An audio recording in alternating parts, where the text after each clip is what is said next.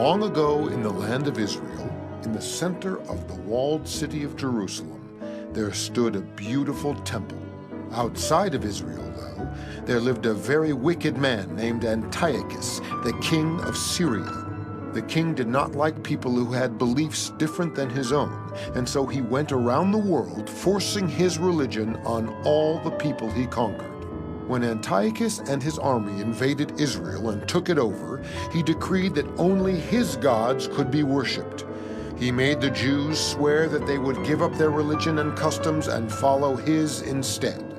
He also commanded that all of the Jewish temples be converted or destroyed, including the beautiful one in Jerusalem. Those who refused to follow Antiochus' commands were to be severely punished.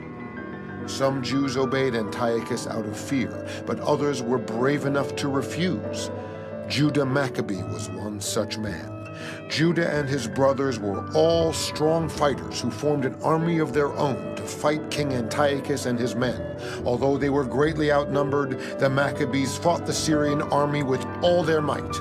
With the strength that only comes from fighting for something you truly believe in, Judah and the Maccabees defeated Antiochus and his army and triumphantly reclaimed the temple in Jerusalem. However, when they entered the temple for the first time, they were shocked to see it in shambles. The golden pitchers were all tarnished, the marble floors were cracked, and there was no oil to light the menorah. They began cleaning the temple, removing every sign and symbol of the religion that had been forced upon them by their invaders. As they worked, they found a small container of oil. They all knew the little oil they had would only be enough for one night, but then a miracle took place. Instead of going out, the lamps kept burning and burning.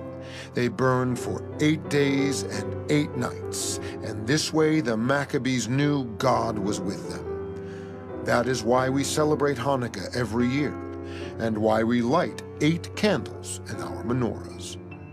The end.